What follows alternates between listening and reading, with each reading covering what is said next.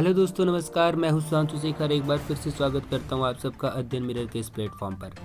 Current affairs की इस कड़ी में हम लोग खबरें देखेंगे 7 फरवरी 2023 की, जिसमें से कुछ मुख्य प्रश्नों को हम लोगों ने शामिल किया है जो परीक्षा के लिए महत्वपूर्ण साबित हो सकते हैं। तो खबरों को शुरू करने से पहले हमारे चैनल को सब्सक्राइब कर लीजिए ताकि आपको हमेशा ऐसे ही अपडेट खबरें मिलती रहे और आप करंट अफेयर्स से अपडेट रहें और आपको परीक्षा में किसी भी प्रकार की मुश्किलों का सामना न करना पड़े।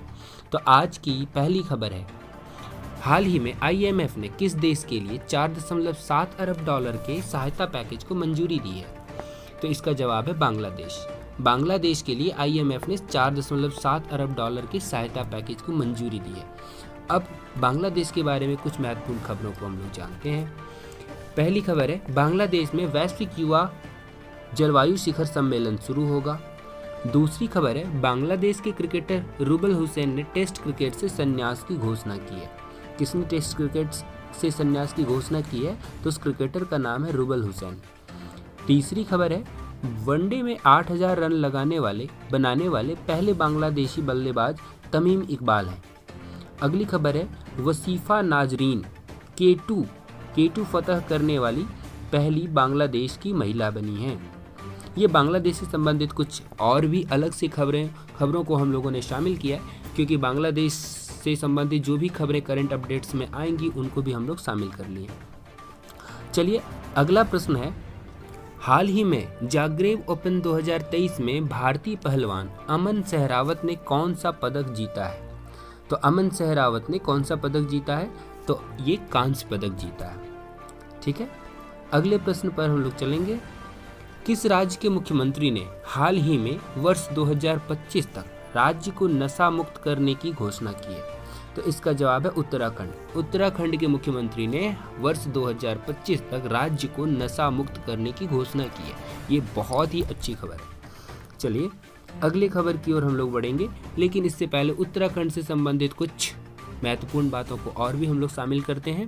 74वें गणतंत्र दिवस परेड में उत्तराखंड की झांकी ने पहला पुरस्कार जीता है। इस खबर को हम लोगों ने करंट अफेयर्स के वीडियोस में पहले भी शामिल कर चुका है। आपने वीडियो देखे होंगे तो आपको याद भी होगा। उत्तराखंड ने राजस्व पुलिस व्यवस्था को खत्म करने के लिए फैसला किया।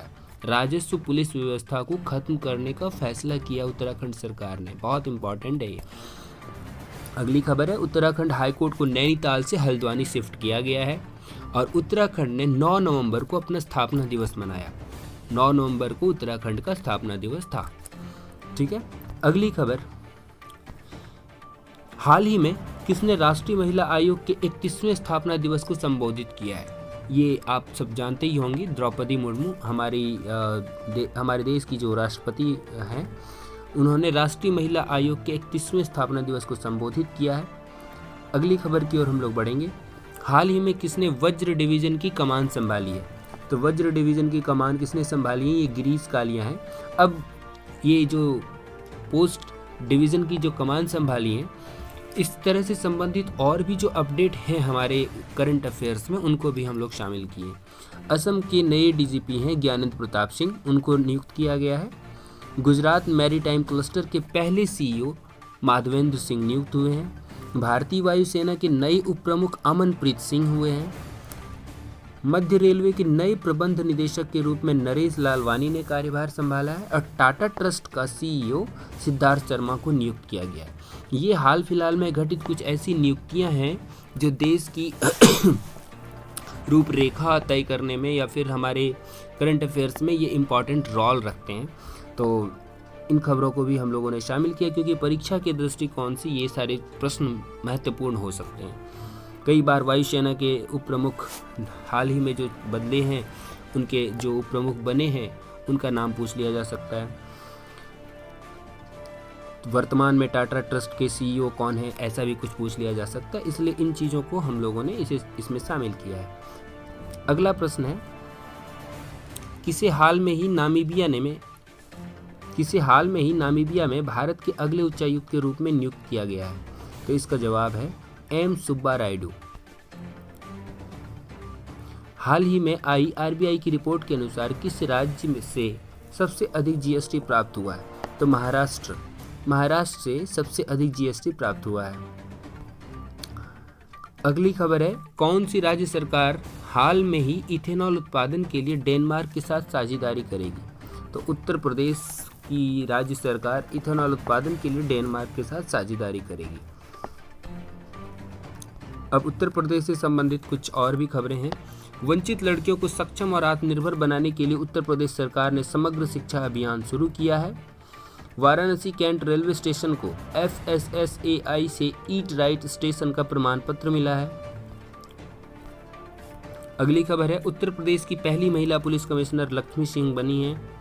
और अंतिम खबर है, उत्तर प्रदेश सरकार ने रामायण और महाभारत सर्किट बनाने का निर्णय लिया है। तो ये उत्तर प्रदेश से संबंधित कुछ खबरों को हम लोग इसमें देख लिए। अब आगे बढ़ते हैं अगले प्रश्न की ओर। हाल में ही सत्येंद्र नाथ बोस की 129वीं जयंती मनाई गई। उन्हें किस वर्ष पद्म विभूषण से सम्मानित किया गया था? ये आज की अंतिम खबर है। सत्येंद्र नाथ बोस की 129वीं जयंती मनाई गई है। उन्हें किस वर्ष पद्म विभूषण से सम्मानित किया गया था? तो 1954 में उन्हें पद्म विभूषण से सम्मानित किया गया था। अब सत्येंद्र नाथ बोस से संबंधित कुछ महत्वपूर्ण जानकारियों को भी हम लोग जानेंगे। 1 जनवरी 2023 को सत्येंद्र नाथ बोस की 129वीं जयंती मनाई गई। कितने को? 1 जनवरी 2023 को। 1 जनवरी 2023 को 129वीं जयंती मनाई गई। बोस का जन्म कब हुआ था? 1 जनवरी 1894 को कोलकाता में हुआ था। बोस ने प्रेसिडेंसी कॉलेज में विज्ञान स्नातक की डिग्री प्राप्त की और बाद में 1915 में मिश्रित गणित में MSc किया, जिसको हम लोग कह सकते हैं मिश्रित गणित में, कॉम्प्लेक्स मैथमेटिक्स में MSc किया। बोस ने आइंस्टीन के साथ काम करते हुए बोस आइंस्टीन सांख्यिकी का विकास किया। उन्हें ढाका विश्वविद्यालय में भौतिकी में रीडर के पद पर नियुक्त किया गया था। बोस को 1954 में पद्म विभूषण से सम्मानित किया गया था। ये थी कुछ अहम खबरें, कुछ खास खबरें जो हमारे हाल फिलहाल की घटनाओं में घटित हुई कुछ महत्वपूर्ण खबरों को हम लोगों ने अभी देखा और उनके बारे में जाना। हमने कोशिश किया कि हर खबर के पीछे जो कुछ अहम जानकारियाँ होती हैं उन्हें भी शामिल किया जाए और आप तक उस जानकारियों को पहुँचाया जाए। और इसी तरह से हम लोग और भी करंट अफेयर्स में जो भी उसके एक्सप्लेनेशंस में, उसके डिटेल्स में जो भी जानकारियाँ होगी उनको शामिल करेंगे। करंट अफेयर से अपडेट रहना है तो हमारे चैनल को सब्सक्राइब कर लीजिए, बेल आइकन को दबा लीजिए ताकि आपको हर रोज़ ऐसे ही करंट अफेयर्स के संबंधित सभी प्रश्नों को आपको अपडेट कराया जाए और एक साथ सारे प्रश्नों का कलेक्शन आपको मिलता रहे। फिर मिलेंगे अगले वीडियो में, तब तक के लिए जय हिंद।